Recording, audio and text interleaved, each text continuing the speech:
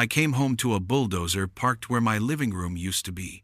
The HOA bulldozed my ranch house to build a road, and the board president stood there with a smirk, handing me an invoice for the demolition. She called the home I built with my late wife an unauthorized structure, claiming I was trespassing on common land. They thought they had me cornered with their fake documents and bogus land claims. But what this power-hungry board didn't know was that while they were busy tearing down my past, I was about to buy up their entire future. Where are you watching this from?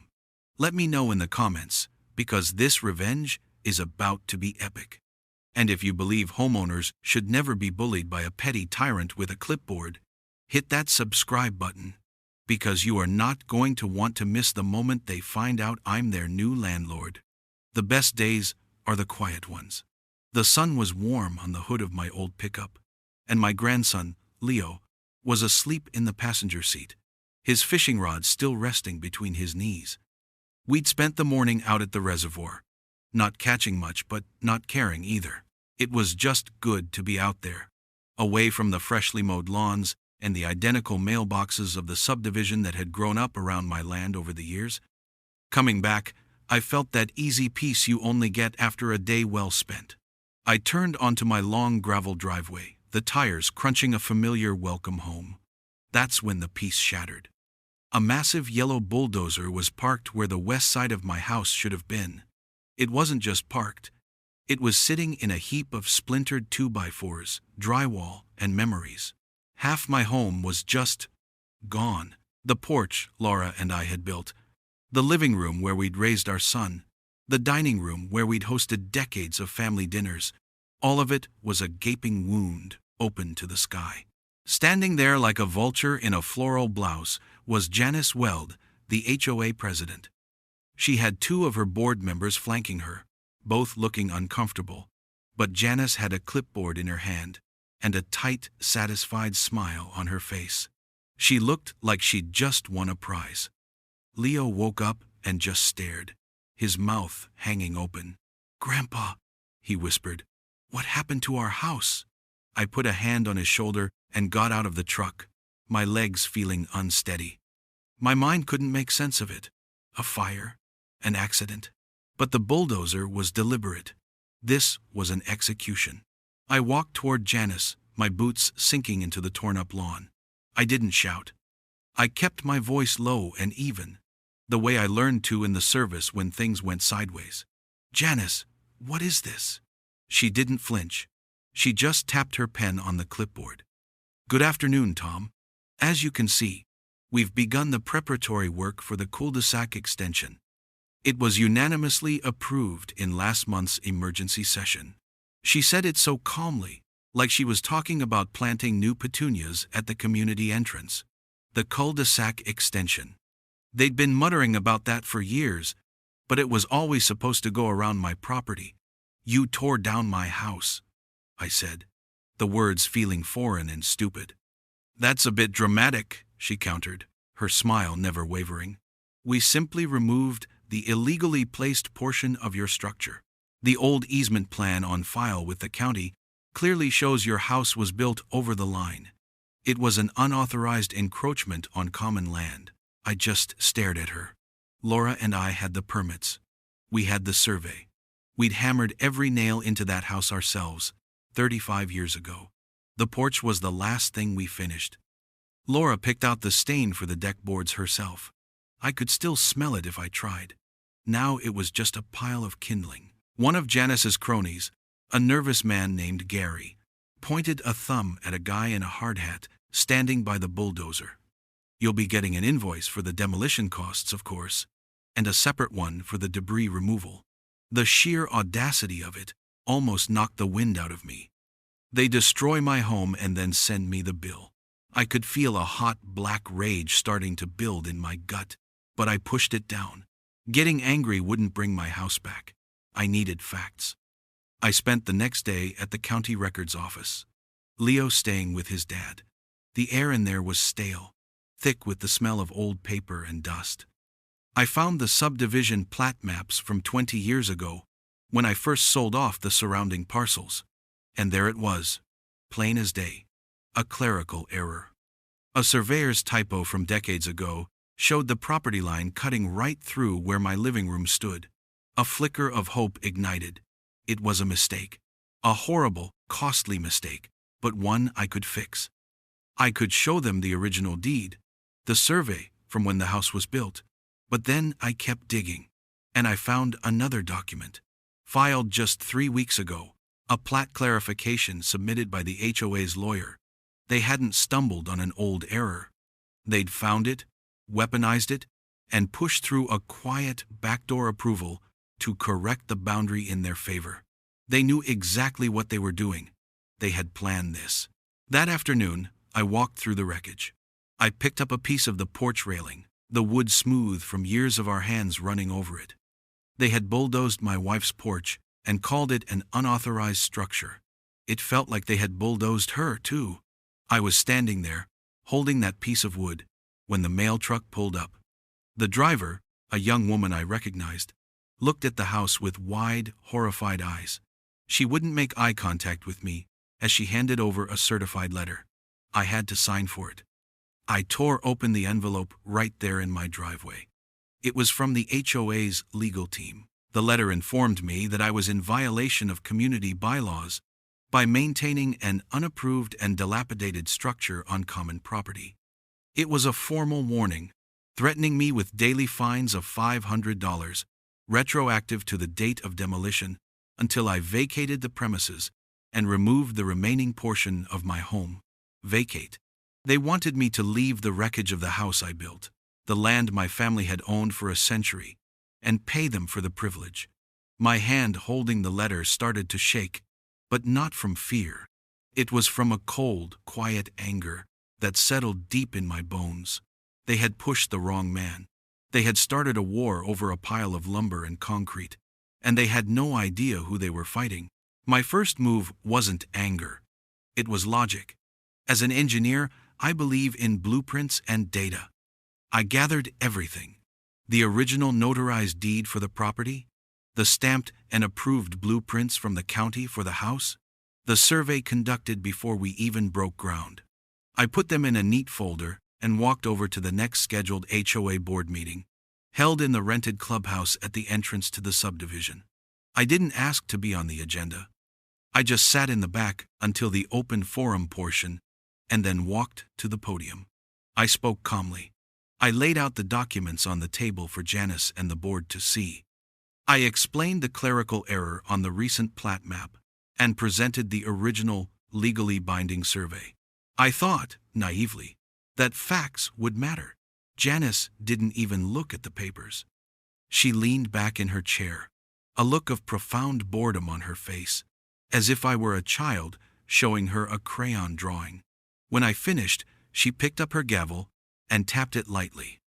"Thank you for your presentation, Tom," she said, her voice dripping with condescending patience.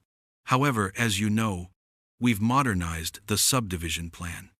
The board has voted to adhere to the most recently clarified filings. You're grandfathered into nothing. This isn't the Wild West anymore." She smiled at the other board members, who chuckled nervously. She was dismissing my life's work with a flick of her wrist. I was an inconvenience, a relic to be cleared away. That was when the real war began. A week later, the first fine arrived. $500 for non-compliance. Then another one 3 days later. They came in official-looking envelopes, a steady rhythm of harassment delivered by the U.S. Postal Service. Then things got personal. I went out to get the mail one morning and found my mailbox smashed, lying on its side in the ditch, the door hanging by a single hinge. A couple of days after that, I noticed the leaves on the 2 dogwood trees Laura had planted by the driveway were turning brown and curling up, even though it was the middle of spring. I knelt down and saw the grass around their trunks was dead, in a perfect circle. Someone had poisoned them.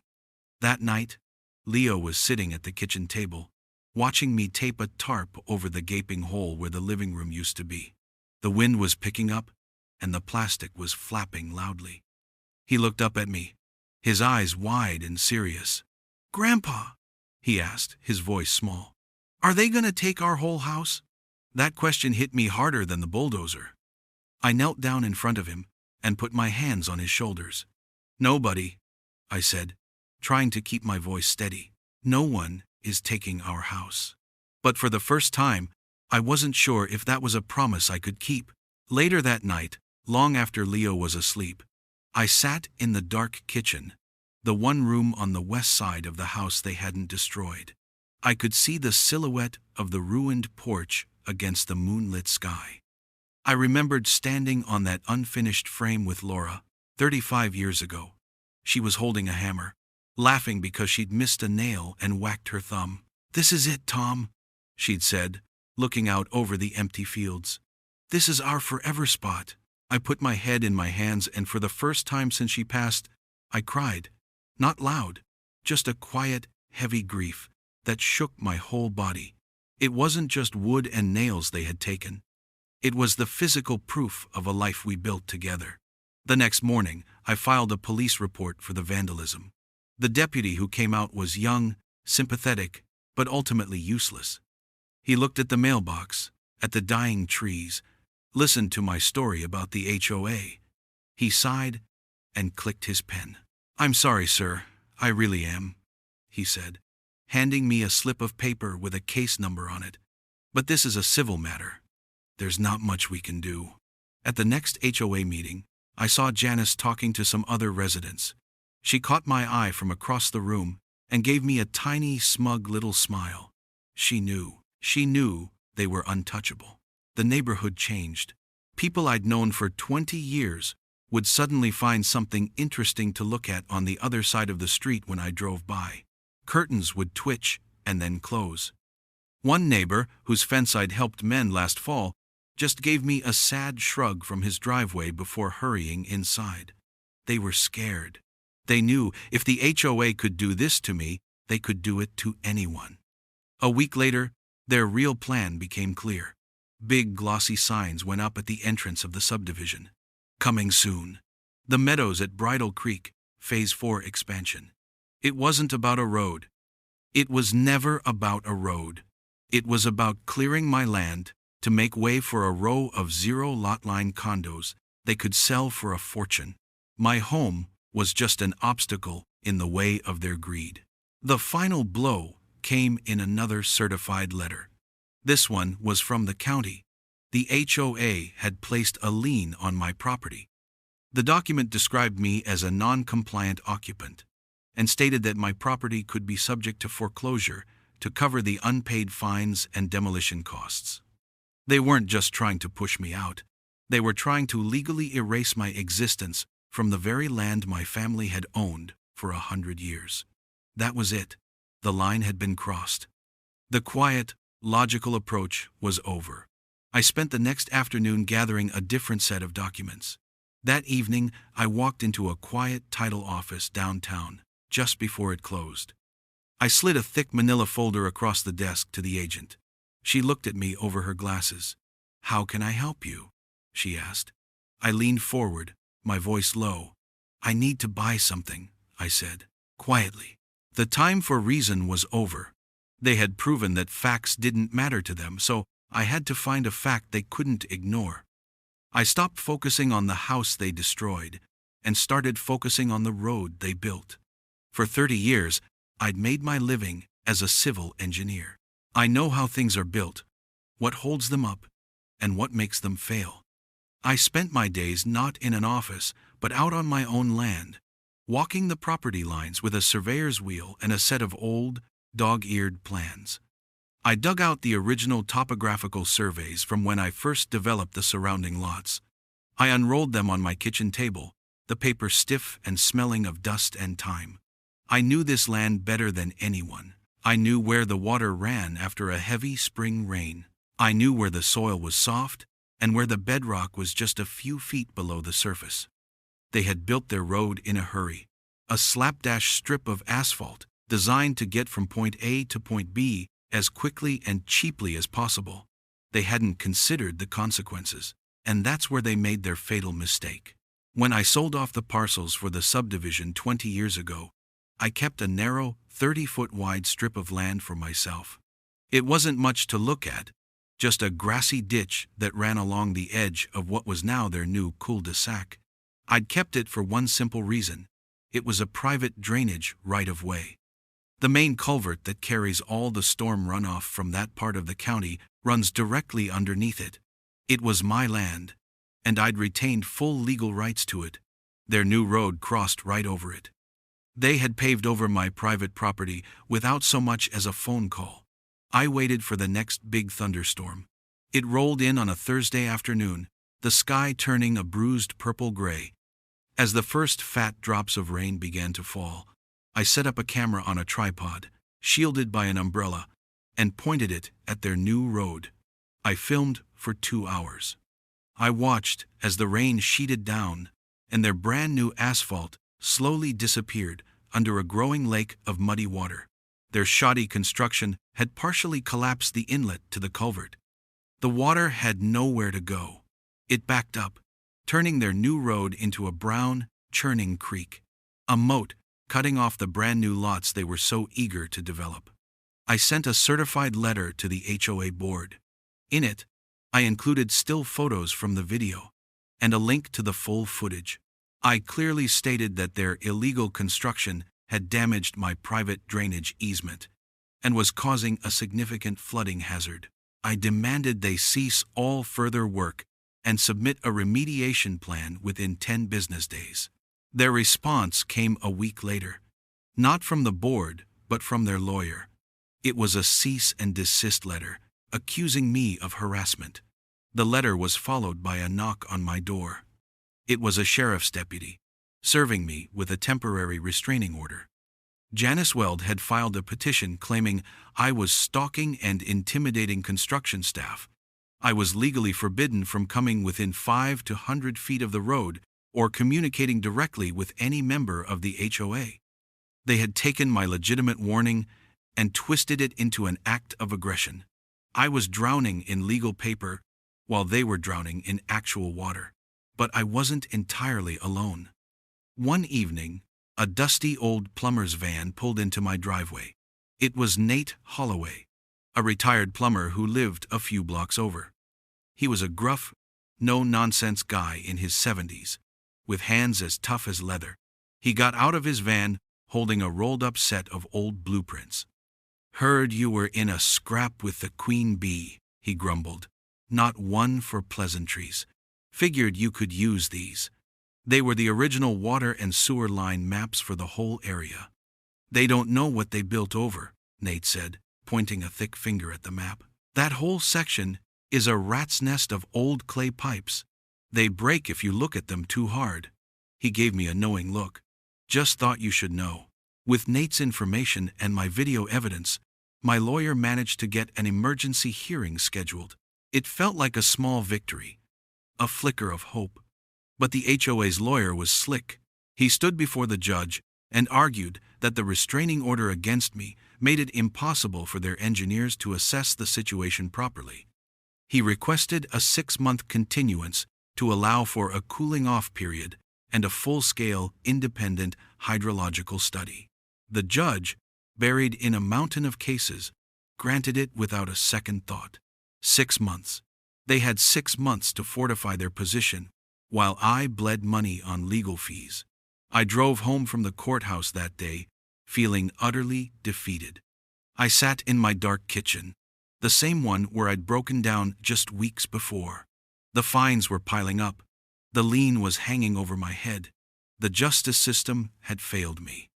I had played by the rules, and the rules had been turned against me. It felt like they had finally won. Late that afternoon, I drove into town to pick up some groceries, my mind a numb buzz of anger and despair. On the way back, I took a different route, past the entrance to the subdivision. And that's when I saw it. Tucked away, in the overgrown grass next to the HOA's pristine clubhouse, was a faded, rusty for-sale sign. It was a commercial real estate listing for the small parcel of land the clubhouse sat on. My heart started beating a little faster. I pulled over, took down the number, and made a call right there on the side of the road. An hour later, I was on the phone with the property owner, an investment company in another state. I made a cash offer, 10% above their asking price, on the condition that we could close in 72 hours. There was no haggling. I wasn't just buying a piece of land. I was buying the ground out from under my enemy. They had bulldozed my house to build a road. I had just bought the land under their clubhouse. Owning the land was just the first step. The real work was setting the trap. The deal closed electronically on a Friday morning.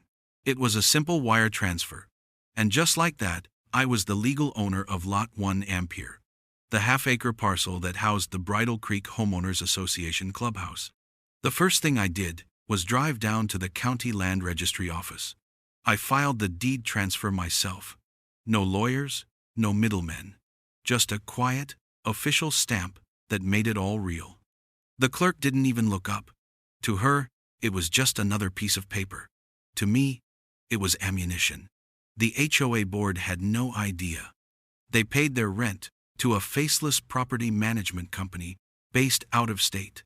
It would be weeks, maybe months, before the paperwork trickled down and they realized their landlord had changed.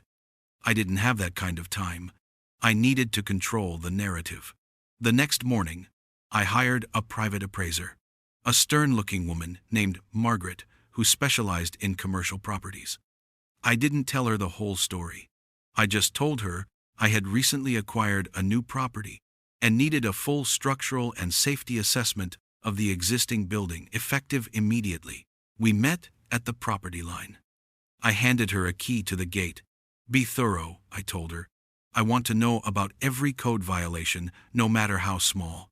She gave me a curt nod and went to work. While Margaret was inside measuring and inspecting, I walked up to the big double doors of the clubhouse. Taped to the glass was a schedule for the community potluck and a flyer warning about improper trash can placement. I took a deep breath, pulled a folded piece of paper from my pocket, and taped it right over the top of their notices. It was an official notice to vacate. In bold, clear letters, it stated that the tenant, Bridal Creek HOA, was in violation of their lease agreement and had 30 days to vacate the premises. Then I went home and waited. It didn't take long. Less than 2 hours later, I saw Janice Weld's white SUV speeding down my driveway, kicking up a cloud of dust. She slammed on the brakes and got out, her face a mask of pure fury. She stormed across my lawn, waving a piece of paper in her hand, my notice. What is the meaning of this? She shrieked, no trace of her usual smug calm. This is harassment. I am calling the police right now. You are violating your restraining order. I didn't raise my voice. I just held up my own piece of paper. It's a copy of the deed, Janice, I said quietly. For this land, the land your clubhouse is on. As of yesterday, I'm your landlord. She stopped dead in her tracks. She snatched the paper from my hand, her eyes scanning the legal language. I watched the color drain from her face. Her mouth opened and closed a few times, but no sound came out. Finally, she found her voice. This is impossible, she stammered.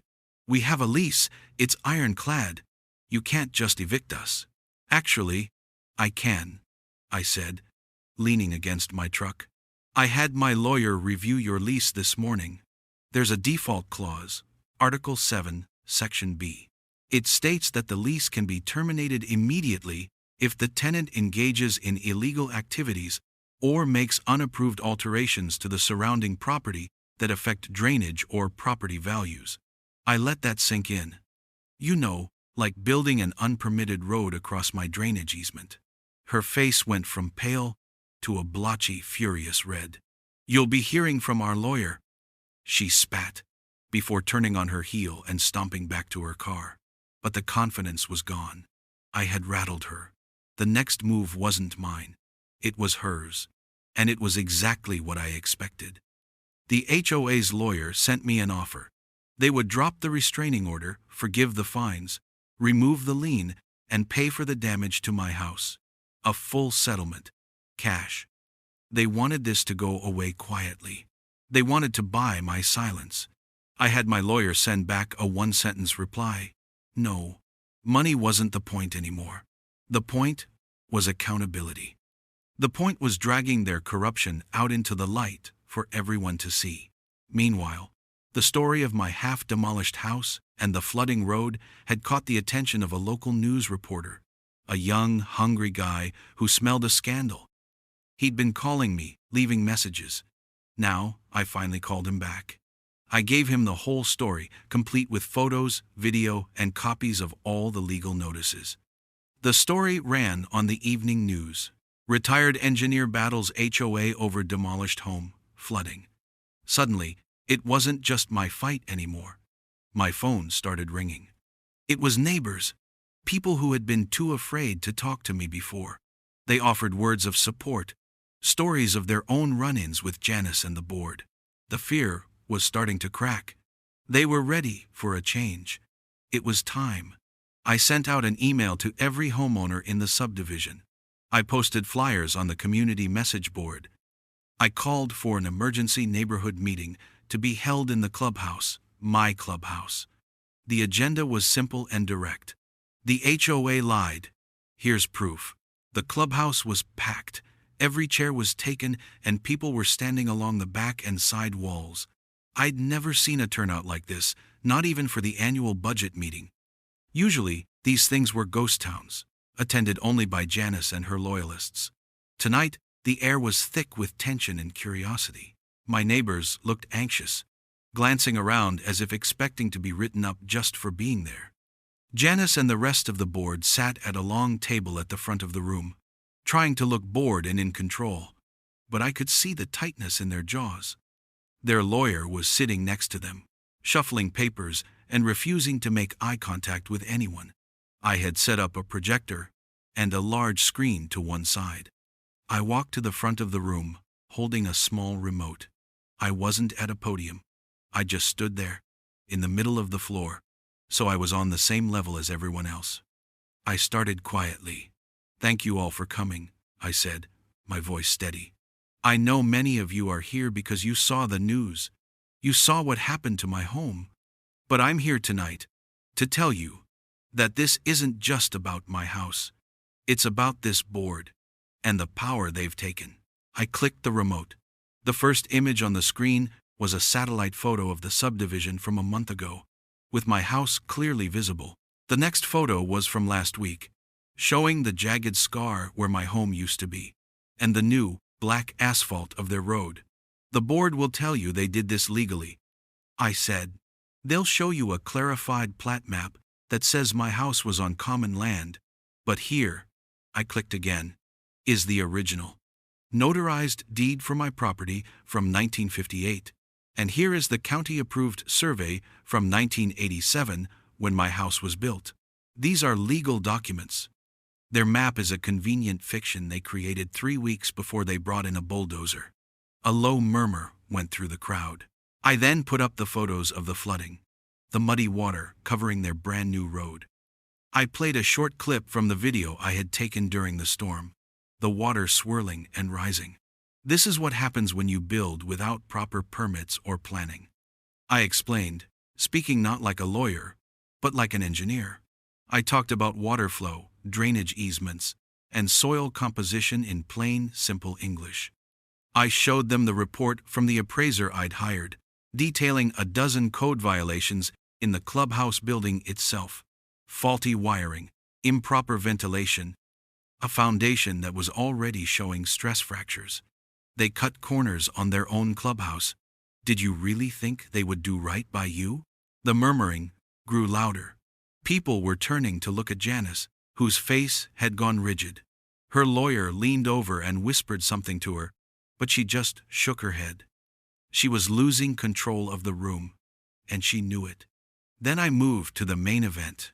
I put a copy of the HOA's lease agreement for the clubhouse on the screen. I highlighted the default clause, Article 7, Section B.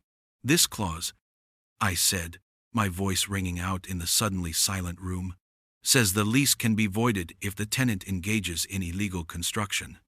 The unpermitted road they built across my private deeded drainage easement is illegal construction." I paused, letting the weight of the words settle. Then I delivered the final blow. I clicked the remote one last time. A new document filled the screen. It was a property deed, dated last Friday. Because of that violation, the lease is now void. Which is convenient for me. I looked directly at Janice. Because as of last week, I now own the land under this building. Absolute silence. You could have heard a pin drop.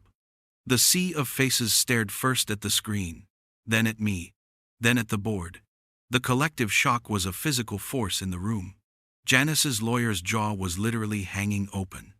Janice herself looked like she had been slapped. She stood up, her chair scraping loudly on the floor. "This is an outrage," she began, her voice shrill. "This meeting is illegal. You have no right." I cut her off. My voice was no longer quiet. It was cold and hard as steel. "You've humiliated yourself enough for one night, Janice. Sit down." And to my astonishment, she did. She sank back into her chair, defeated. The spell was broken.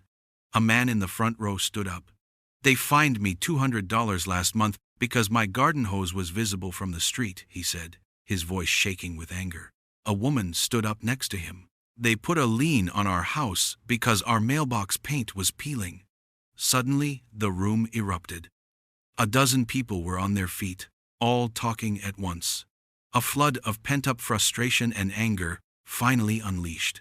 The fear was gone, replaced by outrage.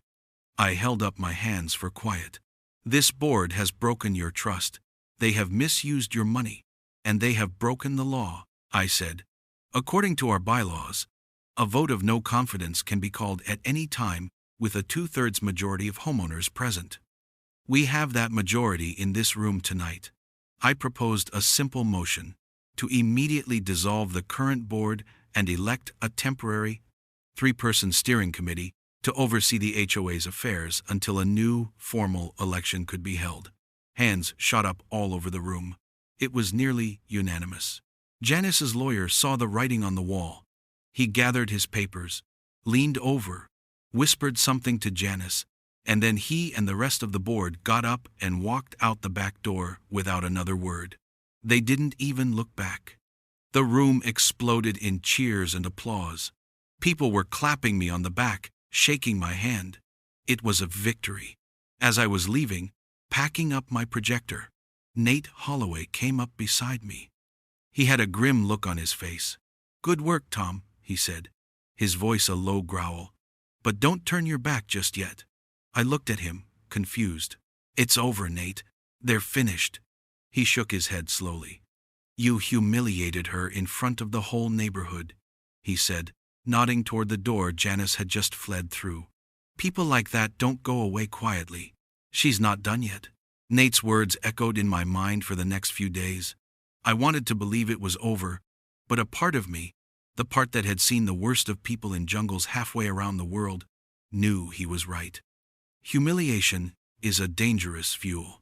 3 days after the meeting, I was woken up just after dawn by the sound of a diesel engine rumbling somewhere it shouldn't be. I got up and looked out the kitchen window. A large flatbed truck with a small backhoe on it was backing across my lawn, leaving deep, muddy ruts in the wet grass.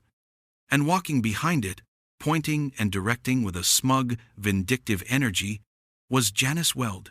She wasn't an HOA president anymore. She was just a woman on a vendetta. She had hired a couple of rough-looking guys who were now unloading the backhoe. I threw on a jacket and went outside. "What do you think you're doing, Janice?" I called out, my voice sharp. "This is private property." She turned, and the smile she gave me was pure poison. "Actually, Tom, I'm performing a community service," she said, her voice dripping with mock sweetness. "The pile of rubble you call a house is a public nuisance and a safety hazard. I filed a nuisance abatement claim with the county yesterday. Since you've failed to clean it up, I'm taking care of it for you. We'll send you the bill, of course." She had no authority, no right. She was acting on pure spite. It was her final, desperate power play. I knew arguing was pointless. She wanted a confrontation. She wanted me to yell, to lose my temper, to give her something she could use against me. I wasn't going to give her the satisfaction. Instead, I pulled out my phone and started recording. I stayed silent, filming as her hired crew started their work. The backhoe operator was clumsy, tearing up the yard with sloppy, aggressive movements. He started scooping up chunks of broken drywall and splintered wood, swinging the machine's arm around wildly, and dropping the debris onto the truck. They were working near the part of the foundation that was still intact, close to where the main plumbing lines for the house ran. And then it happened. The bucket of the backhoe dug too deep. There was a sickening crunching sound, loud even over the engine's roar. A dark, foul-smelling liquid began to bubble up from the ground. The operator had smashed the main line leading to my septic tank. Raw sewage began to spill out, flowing across the torn-up lawn and running in a dark, ugly stream down the gentle slope of my yard toward the small creek that bordered my property. The workers stopped, looking at the mess with panicked expressions. Janice's face paled. This was more than just property damage. This was an environmental disaster, and I had it all on camera. I stopped recording and made 2 phone calls. The first was to 911. The second was to the Environmental Protection Agency's emergency hotline. Within 20 minutes, my property was swarming. 2 sheriff's deputies arrived first, their car lights flashing. They took one look at the scene: the backhoe, the broken pipe, the river of sewage flowing into the creek, and their whole demeanor changed. This was no longer a civil matter. This was a crime scene. Janice tried to explain, waving her bogus nuisance abatement paperwork, but the deputies weren't listening. They were talking to me, getting my statement, looking at the video on my phone. While they were still there, a car from the county health department pulled up, followed by a state EPA investigator in an official truck. The EPA agent, a serious woman with a clipboard of her own, walked the property line, taking samples from the creek. She looked at Janice with cold, professional fury. "Ma'am, do you have any idea how serious this is?" she asked. "That creek feeds into the town's water supply." That's when Janice was arrested. One of the deputies walked over to her, told her to put her hands behind her back, and clicked the handcuffs shut. They put her in the back of the patrol car. The last I saw of her, she was staring out the back window, her face a mixture of disbelief and utter ruin. The crew she hired was next, charged with illegal dumping and reckless endangerment. Their truck and backhoe were impounded. The video I took was logged as evidence. It was over, not with a vote, but with the cold, final click of handcuffs. The story exploded. That young reporter I'd spoken to got a tip from someone in the sheriff's department. My video leaked. The local news ran it that night, and by the next morning, it was national. Retired engineer outsmarts HOA that demolished his house. The footage of Janice directing the backhoe, followed by the sewage spill and her quiet arrest, was played on a loop. The public humiliation she'd tried to inflict on me had come back on her 100-fold. With the media spotlight shining on them, the county officials moved fast. They conducted a full review of the HOA's actions. They found that the original vote to build the road was illegitimate due to a lack of quorum. The plat map clarification they'd pushed through was declared invalid due to misfiled and fraudulent documents. The whole house of cards came crashing down. I won the lawsuit, of course. It wasn't even a fight. They settled for the full amount, the cost to rebuild my house, plus significant damages. The remaining members of Janice's board resigned in disgrace. As part of the settlement, the HOA was required to issue a formal, public apology, which was read aloud at the next community meeting by Janice's tearful replacement. A few days later, I was walking the property with a contractor. We were standing on the now cleared lot where my house had been. The ground was scraped clean, ready for a new foundation. It was a fresh start, a blank slate. He asked me what I had in mind for the new place. I looked out over the land, the same view Laura and I had looked at all those years ago. Exactly the same as it was, I said. But this time, we're gonna do it right. A year can change a lot. A year ago, I was standing in the ruins of my life, holding a threatening letter from an HOA that thought it was God. Today, I'm sitting on the porch of my new house, drinking a cold lemonade, watching my grandson, Leo, chase a grasshopper in the yard. The house is the same as the old one, right down to the color of the shutters, but it feels stronger. The foundation is deeper, the wood is newer, and the memories are layered, a mix of old ghosts and new hopes. We did it right. The community healed, slowly at first, then all at once. After Janice's spectacular downfall, nobody wanted to touch the HOA with a 10-foot pole, but they had to. A new board was formed, made up of decent, reasonable people who understood they were there to serve the community, not rule it. They asked me to run for president. I politely declined. I wasn't a politician. I was an engineer. I'd had enough of meetings and motions to last me a lifetime. But I did help. I sat down with the new board and a good property lawyer, and we went through the bylaws line by line. We tore out all the vague, petty nonsense about mailbox colors and garden hose visibility. We added clauses that protected homeowner rights, required transparent accounting, and put strict limits on the board's power to issue fines. We made it a tool for the community, not a weapon against it. As for Janice, she moved away, quietly. Her house went up for sale about a month after she made bail, and a young family bought it. No one has heard from her since. I heard through the grapevine that her legal troubles were just beginning, and that the HOA's old law firm was now under investigation by the state bar for professional misconduct. Justice has a way of trickling down. The cul-de-sac they destroyed my house for was never built. The condo expansion plan was scrapped. Instead, the new board used the settlement money and a special assessment to tear out the illegal road and turn the land into a small community park with a playground and a walking trail. Kids play there now. Sometimes I walk through and see them, and it feels right. Today, Leo and I planted 2 new dogwood trees, right where the old ones used to be. As we were tamping down the soil, the young reporter from the local news station pulled up. He was doing a follow-up story, a "Where Are They Now" piece. He asked me how I felt, looking back on everything. I thought about it for a minute, leaning on my shovel. A lot of bad came through here, I told him, gesturing around at the peaceful neighborhood. But I think we're stronger now. People remember what can happen when you let bullies take charge. They remember that you have to stand up, not just for yourself, but for your neighbors too. Before he left, he noticed a small brass plaque I had installed on the new porch railing. He asked me what it was. I ran my hand over the smooth, cool metal. It was a simple inscription, just a few words. In memory of Laura Bennett, home is worth defending. My wife had loved this porch. It was her favorite spot. I felt like, in some small way, I had defended it for her. I had saved this piece of the world that we built together. After the reporter left, I sat on the porch swing, just watching the sun get low in the sky.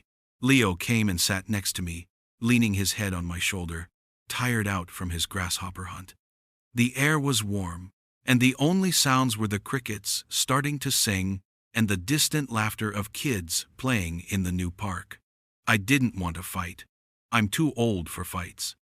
I just wanted to live out my days in peace, in the home my wife and I had made. But they brought the war to my doorstep.